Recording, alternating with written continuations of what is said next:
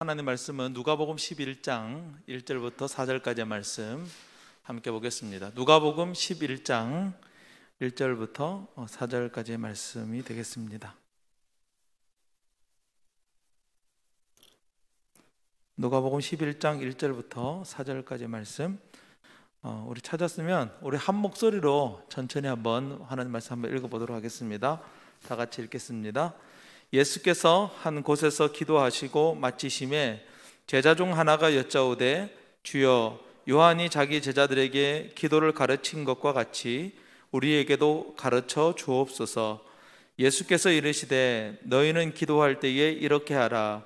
아버지여, 이름이 거룩히 여김을 받으시오며 나라가 임하옵시며 우리에게 날마다 일용할 양식을 주시옵고 우리가 우리에게 죄 지은 모든 사람을 용서하오니 우리 죄도 사하여 주시옵고 우리를 시험에 들게 하지 마시옵소서 하라.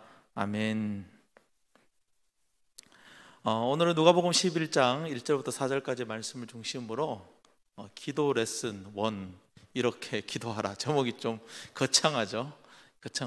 제목을 통해서 이제 여러분들이 아신 것처럼 이제 예수님께서 가르쳐 주신 기도잖아요. 주 기도문이라고 우리가 흔히 부르는데, 예수님께서 가르쳐 주신 이 기도를 우리가 좀 몇 주 동안, 계획은 5주인데 5주 동안 함께 살펴보면서 잠시 이렇게 쉬어가는 그런 시간을 우리가 좀 가져보려고 합니다.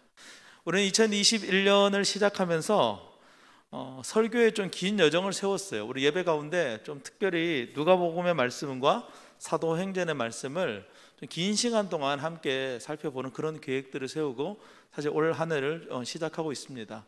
2021년에는 누가복음을 통해서 우리에게 임한 하나님의 나라라는 주제를 가지고 우리가 함께 하나님 말씀을 계속해서 생각해 볼 것이고, 내년에는 사도행전을 통해서 하나님 나라의 백성이라면 과연 어떻게 살아가야 되는가 라는 것에 대해서 이제 초대교회 성도님들의 실제적인 삶의 모습을 보면서 우리는 그렇다면 어떻게 살아갈 것인가에 대해서 함께 우리가 말씀을 우리가 함께 연구해 가고 또 듣는 그런 시간을 가지겠다, 이렇게 긴 여정을 우리가 가지게 된 것이죠.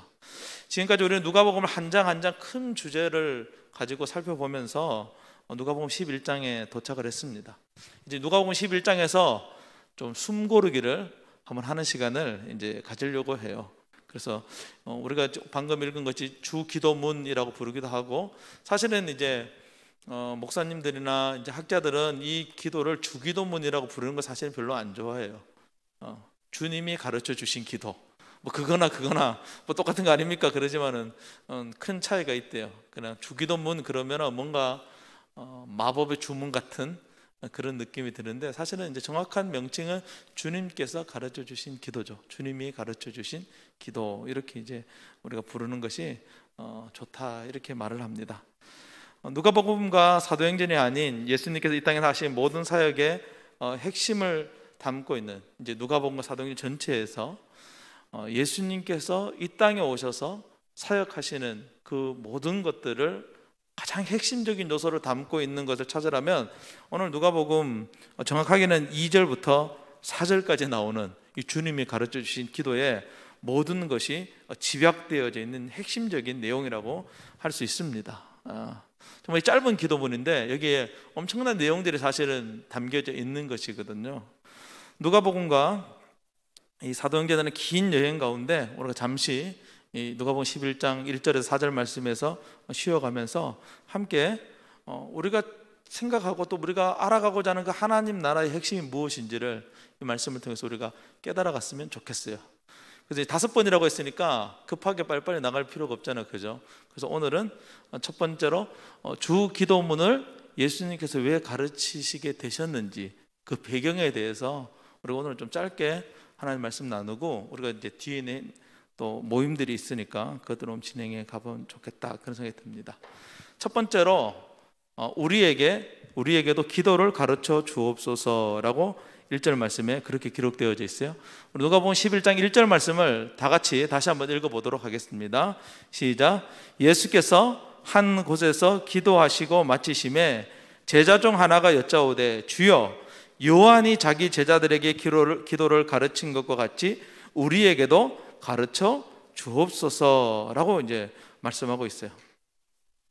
무심코 읽으면은 그냥 놓쳐버릴 수 있는 그런 상황이 있어요. 그것은 예수님께서 한 곳에서 기도하셨고 어떤 제자가 예수님께 나와서 기도를 가르쳐 달라고 말을 했다는 거예요. 뭐 그게 뭐 어때서 이렇게 이제 얘기할 수 있죠. 예수님께서 기도를 몇 번쯤 하셨을까요? 제자들과 함께 있으면서 얼마나 자주 하셨을까요? 우리가 성경을 대충 읽어보고 이제 대충 살펴보면 예수님께서 얼마나 자주 기도하셨냐면 매일 기도하셨어요. 매일 밤마다 예수님은 습관을 쫓아 기도했다 할 정도로 예수님은 매일매일 기도했죠. 근데 이제 뭐가 이상하냐고요? 오늘 본문에서 예수님이 기도하는 건 안 이상해요. 예수님 매일 기도하셨으니까 예수님께서 하는 곳에 나가셔서 기도를 하셨어요. 그리고 기도를 마쳤어요. 늘 있는 일이었어요. 제자들과 늘 함께 하시면서 예수님은 항상 기도하셨고 때로는 제자들을 데리고 가셔서 그 기도의 자리에 함께 하시기도 하셨어요. 전혀 이상한 일이 아니에요. 그런데 예수님께서 그렇게 기도를 마쳤는데 제자 중 한 사람이 와서 뭐라고 말해요? 예수님, 우리에게도 뭘 가르쳐 달라? 기도를 가르쳐 달라고 하는 게 지금까지의 모습과 다른 거예요. 예수님이 한두 번 기도하는 것도 아니고 매일매일 기도하셨는데 그때는 아무 감흥이 없다가 갑자기 어느 날 사람들이 예수님께 찾아와서 예수님, 우리에게도 기도를 가르쳐 주세요라고 말하는 거예요. 예수님은 유대인이고 또 예수님 주변에 있는 사람들도 유대인이거든요.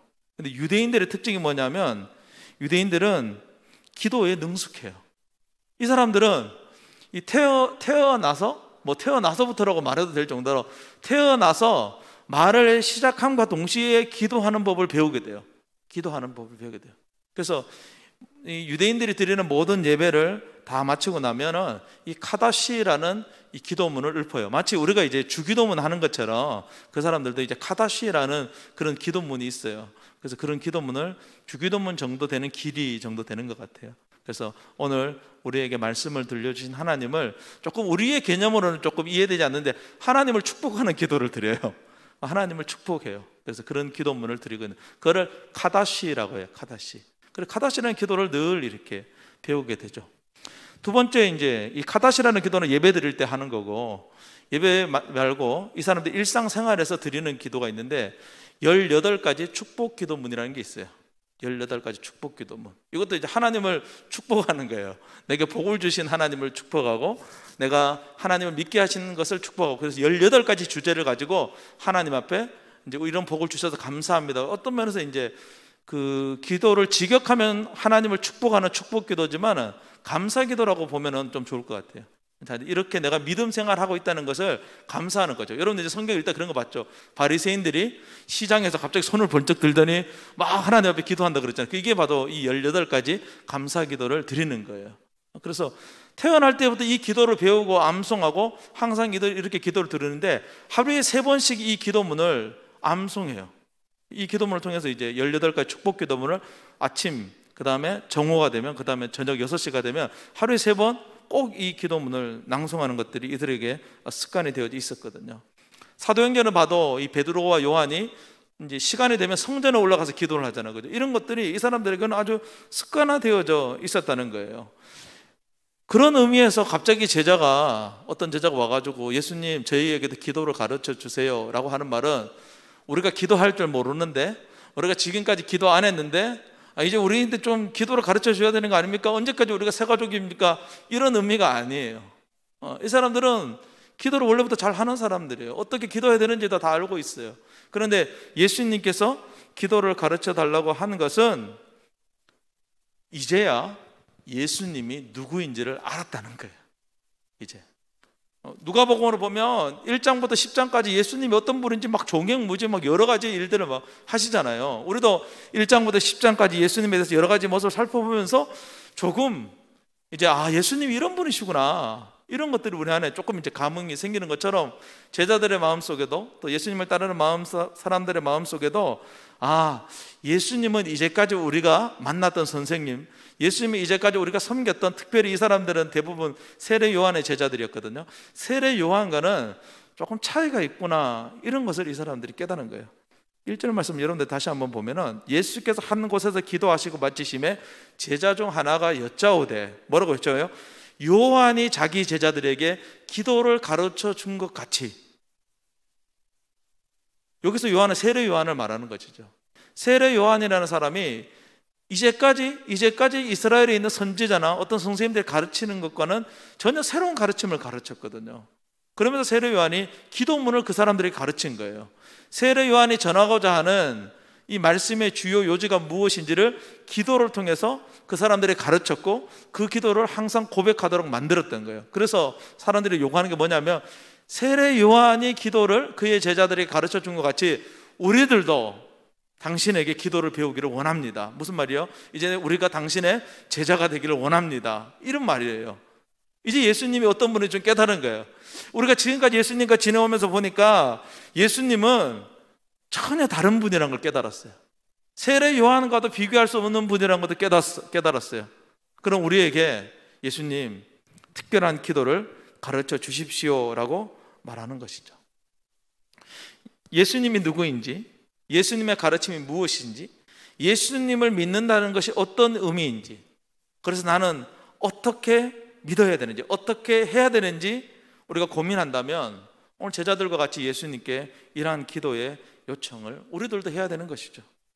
예수님이 가르쳐 주신 기도 속에는 이 모든 해답들이 사전에 함축되어져 있어요. 짧은 내용이지만 방대한 내용들이 함축되어져 있는 것이거든요. 예수님께서는 제자들에게 이 기도를 가르쳐 주심으로써 예수님께서 말씀하시는 하나님 나라가 무엇인지를 배우고 또 깨닫고 또 실천해 나갈 수 있도록 그 원동력을 제공해 주고 있는 것입니다. 따라하겠습니다. 기도를 우리에게도 가르쳐 주옵소서. 이런 마음으로 우리가 이 기도를 대해야 된다는 것이죠. 두 번째로, 너희는 기도할 때 이렇게 하라라고 예수님께서 응답하세요. 우리에게도 기도를 가르쳐 주세요 라고 요청하니까 예수님께서 망설이지도 않고 마치 기다렸다는 듯이, 그래 이제 때가 되었구나, 그렇다면 어떻게 기도해라? 이렇게 기도해라 라고 딱 가르쳐 주시는 것이죠. 11장 2절 말씀만 우리 한번 읽어보겠습니다. 11장 2절입니다. 시작. 예수께서 이르시되 너희는 기도할 때에 이렇게 하라. 아버지여, 이름이 거룩히 여김을 받으시오며 나라가 임하옵시며. 우리가 이제 밑에 있는 부분은 다음 주에 살펴볼 것이고요, 위에 있는 부분, 예수께서 이르시되 너희는 기도할 때 어떻게 하라? 이렇게 하라는 거예요. 이렇게 하라는 거예요. 2절 말씀을 다시 한번 감안해 보면 예수님은 지금 예수님께서 이제 가르쳐 주시는 그 기도를 언제 해야 되는지를 2절에서 말씀하고 있어요. 너희는 뭐 할 때에? 기도할 때에. 이 사람도 유대인이라고 했어요. 유대인들은 기도를 할 때가 있어요. 습관적으로 기도할 때가 있어요. 언제요? 예배를 마치고 난 다음에 기도를 해요. 그걸 뭐라 그랬어요? 카다시라고 했어요. 카다시 기도를 드려요. 언제 기도해요? 하루에 3번 18가지 축복 기도문을 낭송한다고 했어요. 하루에 3번 기도하는 거예요. 예수님께서 이 사람들에게 기도를 가르쳐 주면서 뭐라고 말하냐면, 이 기도를 너희가 기도할 때 바로 그때 이 기도문도 함께 가지고 기도해라 라고 예수님께서 말씀해 주고 있는 것이죠. 그래서 예배할 때마다 또 하루에 3번씩 이 주 기도문을 너희들이 하나님 옆에 드려야 된다라고 말씀을 하고 있는 거예요. 실제로 초대교회의 기록을 살펴보면 이 카다시랑 또 18가지 축복 기도문이랑 함께 예수님께서 가르쳐 주신 이 주기도문을 함께 이렇게 고백하는 그런 습관들이 이스라엘 사람들 가운데 있었다는 것을 이제 발견할 수 있습니다. 그래서 처음에 이제 누가복음은 초기 유대 공동체 가운데 쓰여진 것이거든요. 그래서 초기 유대 공동체라면 예수님께서 이제 부활하시고 난 다음에 이 초대교회가 생기잖아요. 그래서 처음에 초대교회는 유대교랑 이렇게 뭐라 그래야 되나, 그렇게 이 별개로 이렇게 움직이지 않고 함께 움직였어요. 유대인이면서 기독교인이고 기독교인이면서 유대인의 사람들이 상당히 이제 많이 있었는 것이죠. 근데 시간이 지나면서 유대인과 기독교가 완전히 갈라지게 되거든요. 그래서 이 누가복음은 그 전에 이제 기록된 성경이에요. 그래서 초기 초대교회 문헌들을 찾아보면은 이 기도문이 함께 낭독되어지고 함께 암송하고 함께 고백했다는 것을 볼 수 있습니다. 그래서 예수님께서는 너희가 기도할 때마다 너희가 늘 기도하는 것처럼 그 기도하는 그 시간에 이 기도를 하나님 앞에 올려드려라 라고 말씀하고 있는 것이죠. 하루를 시작하기 전에, 또 점심을 먹기 전에, 또 하루 일과가 끝나는 오후 한 6시쯤 되면 항상 이 기도문을 하나님 앞에 올려드리라. 사실 이거는 우리도 적용할 수 있는 것이죠, 그죠? 우리도 적용할 수 있는 것이죠. 우리가 하루에 몇 분 기도해야 됩니까? 물어보면 5분이요, 10분이, 20분이 여러 가지로 우리가 얘기할 수 있는데 5분도 기도 못 하는데 내가 기도 뭐 할 수 있겠어? 하면서 기도하지 않는 것보다 주 기도문은 1분도 채 걸리지 않잖아요, 그죠? 물론 이제 그걸 어떻게 또 기도하느냐에 따라 좀 다를 수 있겠지만, 여러분들이 주문처럼 외우는 것이 아니라 정말 하나님 앞에 내가 기도를 드려야 되는데 내가 어떻게 기도 드려야 되는지 잘 모르겠다. 또 내 마음이 때로는 기도하기 싫을 때도 있잖아요. 기도하고 싶지 않을 때도 있잖아요. 그럴 때 이 주기도문을 하나님 앞에 고백하면 좋겠다, 그런 생각이 들어요. 하루에 몇 번이요? 3번. 그죠? 이 주기도문 설교가 진행되는 동안 여러분들이 주님이 가르쳐 주신 기도를 하루에 3번 하나님 앞에 고백할 수 있는 그런 은혜가 있었으면 좋겠어요. 저도 그렇게 기도했어요. 설교를 준비하면서. 그랬더니 뭔가 좀 좋아요. 마지막 3번째는 질문을 하나 던지면서 오늘 설교를 이제 거의 마무리하려고 하는데요. 주기도문은 성경에 몇 번 나오는지 알아요? 2번 나와요. 마태복음에 1번, 오늘 누가복음에 1번 나와요. 여러분이 가지고 있는 성경책 오늘 누가복음 11장 1절 위에 보면 기도를 가르치다 라는 글씨가 있고, 그 밑에 보면 가로 열고 마태복음 6장 9절에서 15절 이렇게 적혀져 있죠, 그죠? 그 다음에 누가복음 또 이제 11장 1절부터 4절까지 여기 이제 주기도문이 나오거든요. 주기도문이 다른 곳에 또 나온단 말이에요. 그래서 그 2개의 주기도문을 이렇게 보면 비슷하면서 이제 달라요. 제가 조금 전에 말씀을 드렸는데, 누가복음이 기록된 시기는 이 초대교회가 이 초기였을 때 이 누가복음이 기록되어졌어요. 그래서 그때는 이 유대교라는 어떤 테두리 안에 이 기독교가 함께 공존하고 있었거든요. 그래서 그 당시 우리가 이 기도를 낭송하면서 늘 하는 것들이 있는데, 이 송령이라는 거, 더 쉽게 얘기하면 이제 우리가 기도를 끝나면 뭐라고 하죠? 아멘이라고 대답을 하잖아요, 그죠? 이 아멘이라는 말이 적혀져 있지 않지만 우리는 자연스럽게 이 아멘이라는 말을 하는 것처럼, 이 유대인들의 기도의 어떤 습관들도 형식들 가운데 항상 있었던, 앞에 놓고 뒤에 넣는 그런 것들이 있었거든요. 그런 것들이 누가복음에 생략되어져 있어요. 핵심만 들어져 있는 것이죠. 왜냐하면 그 유대인의 기도와 함께 고백되어지니까 처음과 끝이 그게 안에 있기 때문에 넣을 필요가 없었던 것이죠. 그런데 마태복음은 이 유대교와 기독교가 완전히 갈라진 이후에 기록된 성경이에요. 그래서 좀 더 정확하게 이 주님께서 가르쳐 주신 기도문을 우리가 예배 가운데서 어떻게 사용해야 되는지를 명확하게 할 필요가 있었던 것이죠. 그래서 처음과 끝에 추가된 것들이 있어요. 그래서 우리가 보다 더 명확하게 기도할 수 있도록, 예배에 사용할 수 있도록 만들어진 것이 마태복음에 있는 주 기도문이에요. 그래서 학자들이 연구들을, 책들을 이렇게 살펴보니까 어느 게 더 원조냐라고 했을 때 뭐가 더 원조죠? 누가복음이 더 원조다, 이렇게 이제 얘기를 하더라고요. 그래서 자기는 이왕 기도하면 누가복음에 있는 기도를 하겠다, 이렇게 얘기를 하더라고요. 그럼 우리는 뭐로 해야 됩니까? 우리 뭐로 해야 되죠? 우리는 더 복잡한 시대 가운데 있어요. 우리는 마태복음에 있는 기도를 기도할 수가 없어요. 왜냐하면 주기도문의 버전이 엄청 많아요. 또 개혁 한글, 개혁 개정, 새번역 해가지고, 아마 여러분들 성경책이 있으면 성경책 이제 앞쪽에 표제를 딱 넘기면 주기도문이 있고, 뒤쪽에 표제를 딱 넘기면 십계명이 있잖아요, 그죠? 그래서 대부분의 이제 가지고 있는 분들은 보면은 거기에 보면은 주기도문이 2개로 돼 있어요. 사도신경도 2개고 주기도문도 2개고. 그런데 또 교단마다 조금 달라요. 교단마다 조금 달라가지고 성경책이 출판되는 출판사마다 또 기록되어 있는 주기도문이 조금씩 또 차이가 있어요. 그래서 얼마나 복잡한지 몰라요. 그래서 하나를 정해야 돼요. 하나를 정해야 돼요. 우리가 이제 성서교회에 다니니까 성서교회에서 공식적으로 하는 주기도문을 이제 정하면 되는 것이죠. 우리가 하는 주기도문은 이제 우리 교회만 하는 것이 아니라 우리 교회가 소속되어 있는 이제 대한예수교 장로회 합동측, 좀 복잡하죠, 그죠? 이 교단이 있어요. 교단에서 정한 주기도문이 있어요. 원래는 우리가 하는 이 주기도문을 사실 오랫동안 한국 교회가 다 함께 이렇게 고백해 왔는데, 이렇게 시대가 바뀌면서 좀 현대어로 주기도문을 바꿨으면 좋겠다라는 측이 있고, 거기서 더 이렇게 나간 사람도 있고, 이렇게 한 3단계 되는 것 같아요. 그대로 있겠다, 바꾸자, 이왕 바꾸는 거 확 바꾸자, 이렇게 이제 세 가지 이렇게 그룹들이 있는 것 같아요. 그래서 우리는 굳이 이걸 바꿔야 되냐라는 측이에요. 그래서 이제 기존에 우리 한국교회가 계속해서 사용했던 주기도문을 좀 고수하고 있는 이제 그런 교단에 속해져 있고 또 그런 교회예요. 그래서 우리는 예전부터 여러분들이 아마 할머니, 할아버지가 또 어머니, 아버지가 이렇게 해왔던 그 주기도문을 함께 고백하고 있거든요. 그래서 그 주기도문 우리가 함께 고백할 수 있으면 좋겠다, 그런 생각이 들어요. 왜냐면 우리 교회에서 이제 하니까 제가 단톡방에다 올려드릴게요. 오늘 예배 마치고 나면 올려드릴 테니까 여러분들이 그 기도를 가지고 하나님 앞에 기도하면 좋겠습니다. 우리가 공동체로서 뭔가 이제 하나를 정해야 되니까 이제 그렇게 기도를 하자고 하는 것이죠. 이제 말씀의 결론을 맺겠습니다.